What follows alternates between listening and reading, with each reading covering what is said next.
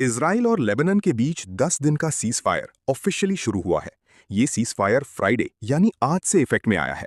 इस डील का announcement US president Donald Trump ने थर्सडे को किया था। इसके अलावा अब भी ईरान वॉर का सिचुएशन काफी टेंस बना हुआ है। यूनाइटेड स्टेट्स ऑयल सैंक्शन पर वेवर्स को रिन्यू नहीं करेगा। पहले इन वेवर्स की वजह से कुछ कंट्रीज बिना किसी सैंक्शंस के प्रेशर के ईरान और रशिया से ऑयल खरीद पा रहे थे। अगर कोई कंट्री अब भी ईरान से ऑयल खरीदती है तो उसे सीरियस कॉन्सिक्वेंसेस फेस करने पड़ सकते हैं। अगर कोई कंट्री इन सैंक्शंस को इग्नोर करती है तो यूएस उस पर सेकेंडरी सैंक्शंस लगा सकता है। इसका मतलब है कि सिर्फ कंट्री ही नहीं बल्कि उस डील में इन्वॉल्व्ड कंपनीज और बैंक्स भी सैंक्शंस फेस कर सकते हैं।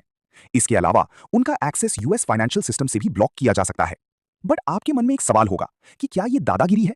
इसकी वजह है दुनिया का ज्यादातर ट्रेड यूएस डॉलर पर डिपेंड करता है। इससे उनके इंटरनेशनल ट्रांजैक्शंस रुक सकते हैं। साथ ही कंपनीज को ब्लैकलिस्ट भी किया जा सकता है, जिससे उनका ग्लोबल बिजनेस करना बहुत मुश्किल हो जाएगा। और लास्ट में कंट्रीज पर इकोनॉमिक और डिप्लोमेटिक प्रेशर भी डाला जाएगा कि वो यूएस के रूल्स फॉलो करें। इस तरह वेवर्स हटने के बाद ग्लोबल ऑयल ट्रेड और ज्यादा रिस्की और पॉलिटिकल हो गया है। इसी बीच यूनाइटेड स्टेट्स ने ईरान के पोर्ट्स पर नेवल ब्लॉकेड भी लगा दिया है। इस ब्लॉकेड की वजह से शिप्स ईरान से बाहर नहीं निकल पा रहे हैं। यूएस सेंट्रल कमांड के अकॉर्डिंग पहले 48 घंटों में 10 शिप्स को वापस भेज दिया गया और कोई भी शिप सक्सेसफुली क्रॉस नहीं कर पाया। इसका डायरेक्ट इंपैक्ट ईरान की ट्रेड पर पड़ा है, स्पेशली ऑयल एक्सपोर्ट्स पर, जो उसकी इकोनॉमी का मेन सोर्स है।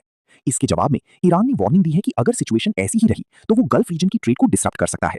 अगर ऐसा होता है तो ग्लोबल ऑयल सप्लाई पर बड़ा इंपैक्ट पड़ेगा, क्योंकि स्ट्रेट ऑफ हॉर्मुज एक बहुत इंपॉर्टेंट रूट है जहां से दुनिया का काफी ऑयल गुजरता है।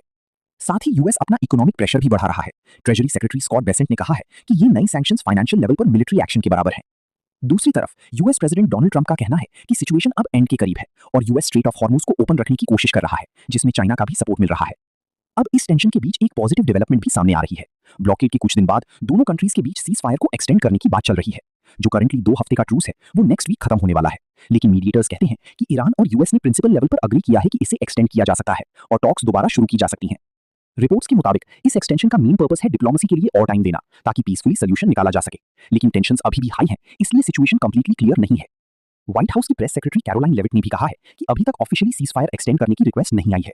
उन्होंने ये कंफर्म किया कि यूएस एक्टिवली नेगोशिएशंस में लगा हुआ है और नेक्स्ट राउंड की टॉक्स जल्दी हो सकती हैं, शायद इस्लामाबाद में। उन्होंने ये भी क्लियर कर दिया कि जब तक व्हाइट हाउस ऑफिशियली अनाउंस ना करे तब तक कुछ भी फाइनल नहीं माना जाएगा।